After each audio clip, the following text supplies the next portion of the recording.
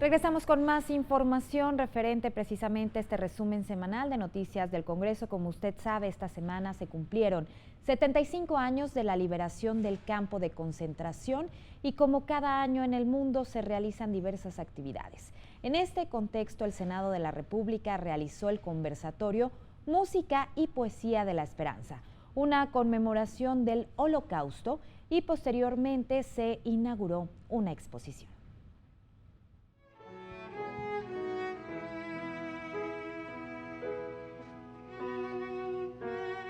El horror, el infierno del Holocausto, el régimen nazi, deben recordarse para rendirle homenaje a las víctimas, para evitar su repetición a toda costa. Bajo esta premisa y como sucede desde 2011, cada 27 de enero el Senado de la República realizó un acto conmemorativo y en recuerdo al ilustre embajador mexicano Gilberto Bosques. Como en cada episodio anual, se evoca la liberación de Auschwitz y también la inmigración judía, de la que México es particular protagonista al abrir las puertas del país a quienes huían de la barbarie en el marco de la Segunda Guerra Mundial. Y todo gracias a la labor diplomática de don Gilberto Bosques. Deben ser los lugares de injerencia y de poder, los recintos institucionales y gubernamentales, los que recuerden y los que no permitan que el olvido llegue. Es aquí donde podemos y queremos hacerlo. Afortunadamente, México es un refugio seguro para la comunidad judía, una isla de tranquilidad en un mundo tumultuoso donde el antisemitismo está creciendo. Pero no debemos ser complacientes. Vigilancia es requerida. Como en cada episodio anual, se evoca la liberación de Auschwitz y también la inmigración judía, de la que México es particular protagonista al abrir las puertas del país a quienes huían de la barbarie en el marco de la Segunda Guerra Mundial. Y todo gracias a la labor diplomática de don Gilberto Bosques. Pensando en el Holocausto, uno se enfrenta a un horror incomprensible. El Holocausto socavó los fundamentos de nuestra civilización. Queremos reconocer también el valor y la decisión de hombres como don Gilberto Bosques, quien otorgó visas para salvar a muchos judíos y otros refugiados en el consulado de Marsella. Con la participación de los embajadores de Alemania, Polonia e Israel en el Senado, también se dio cuenta de las acciones para no solo evitar una tragedia de esta índole, sino para incluir a la comunidad judía en toda Europa. Polonia condena el antisemitismo y se opone a cualquier clase de negacionismo. El uso de los símbolos nazis es un delito tipificado en el Código Penal. La enseñanza sobre el Holocausto es parte del currículum escolar. 75 años después del Holocausto, las comunidades judías en Alemania cuentan con una población de más de 100.000 personas. Es un gran regalo que las judías y los judíos vean actualmente en Alemania como su hogar. La vida judía es parte de nuestra cultura y de nuestra identidad. Para Noticias del Congreso, Adriana Aguilar Torres. También se realizó un evento Música y Poesía por la Esperanza.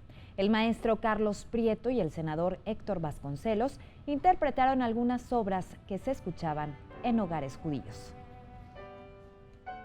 El violonchelo con el que estoy tocando nació en 1720 en Cremona, Italia. Yo he investigado toda la historia de este instrumento desde 1720 hasta 2020 y he escrito un libro titulado Las aventuras de un violonchelo. Hoy voy a relatar las aventuras de este instrumento durante la época hitleriana. En la década de 1930, el violonchelo estaba en manos de un violonchelista llamado Francesco Mendelssohn. Al hacer uso de la palabra, el maestro Carlos Prieto habló sobre la historia y la música durante esta Segunda Guerra Mundial. Sino recordar, tratar de analizar lo incomprensible y evitar que algún día vuelva a suceder.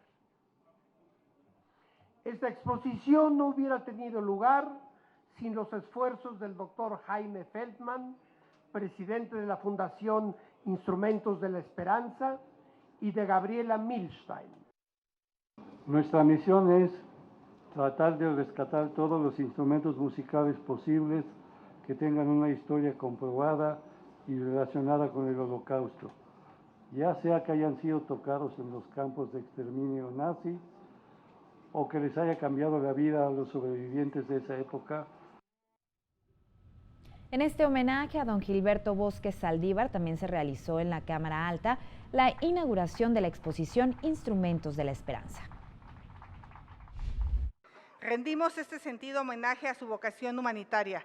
Don Gilberto Bosques es un ejemplo y una lección del quehacer diplomático de nuestro país encaminado a la protección de los derechos humanos, acorde a los principios de nuestra política exterior. Finalmente se colocó una ofrenda floral en memoria de don Gilberto Bosques Saldívar. La senadora Xóchitl Gálvez Ruiz habló sobre la importancia de recordar que nunca más debe pasar algo como el Holocausto. ¿Qué pasó con don Gilberto? Yo lo vi y lo sentí. Encontré en sus muchos momentos que lo acompañé, que me agarraba de la mano, su dolor y su pesar y su angustia de no poder salvar a muchas gentes de que los pasaran a los lugares de feroces y daños grandes que sufrieron en las partes de Polonia y otros pueblos. Se presentaron también testimonios de quienes compartieron experiencias con don Gilberto Bosques. Y bueno, pues también comentarle que en el contexto internacional, en un acto encabezado por el presidente polaco Andrzej Duda, sobrevivientes del campo de concentración Auschwitz regresaron a Polonia, donde con líderes mundiales conmemoraron la liberación de este campo de exterminio. Prawda o Holokauście nie może umrzeć.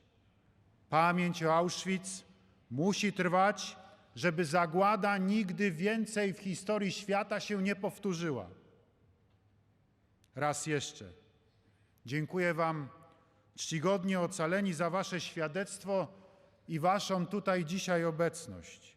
No i najgorszą rzeczą, którą przeżyłam na początku, co było trudno mi powiedzieć, co mi sprawiło większy ból. Wytatuowanie numeru na ramieniu. Y mire, pues bueno, esta semana en su paso por la Ciudad de México, proveniente de Cuernavaca, Morelos, la Caminata por la Verdad, Justicia y Paz hizo una escala en el Senado de la República para entregar a senadoras y senadores de diversos grupos parlamentarios una serie de documentos con propuestas de ley y política pública para garantizar la protección a las víctimas y detener el clima de violencia en el país. La agenda de víctimas no es una agenda de militares, es una agenda de Estado, y de ahí la importancia que tanto la Presidencia como el Senado, el Congreso en su conjunto, adopte esta agenda. Lo que haremos entrega, ahora les explicaremos, son los documentos que se han trabajado desde sociedad civil, uno de ellos incluso junto con el gobierno de transición. Nos toca a nosotros y nosotras como efectivamente una institución de Estado, y como ustedes dicen, este es un asunto del Estado, necesitamos una respuesta integral, no solamente que se vea desde un asunto de seguridad, de policías.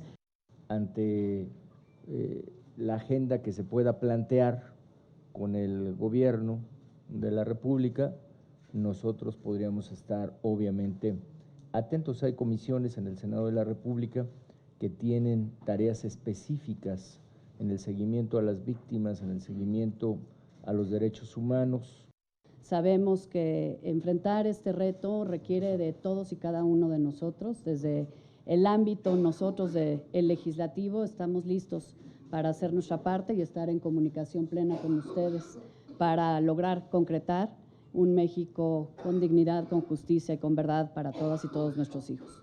Y uno que más quisiera poder hacer todo lo que esté en nuestras manos y cuenten con nosotros. Simplemente lo que han dicho mis compañeros senadores, ahí está, van a seguir y decirles que no están solos, van a estar acompañados por nosotros. Que lo que compete al Senado, con mucho gusto, la Comisión de Justicia, la Comisión de Puntos Constitucionales, o sea, no tenemos los documentos, ¿verdad? Yo los conozco en lo particular, por supuesto que los vamos a revisar. Yo no creo, Emilio Álvarez y Casa, que sea un tema de soldados, no lo creo, ¿no? Me parece delicado y comparto que es la agenda de la nación. Ante esto, el presidente de la Junta de Coordinación Política del Senado de la República, el senador Ricardo Monreal Ávila, se refirió al encuentro entre senadoras y senadores con integrantes de la Caminata por la Verdad, Justicia y Paz, que acudieron precisamente ayer a la Cámara de Senadores para promover su agenda de protección a los derechos de las víctimas. Así es de que serán escuchados ellos y todos, no tengo ningún problema. No hay de Morena ninguna actitud de cerrazón, no, hay apertura y los escucharemos a todos. Yo hago un llamado a todos para actuar con tolerancia contra quienes protestan, contra los adversarios. Al respecto, el Partido de la Revolución Democrática anunció que hará suya la agenda de la Marcha por la Paz, aseguró la diputada del PRD, Verónica Juárez Piña, quien lamentó que no se tenga una estrategia de seguridad que le dé certeza a los ciudadanos.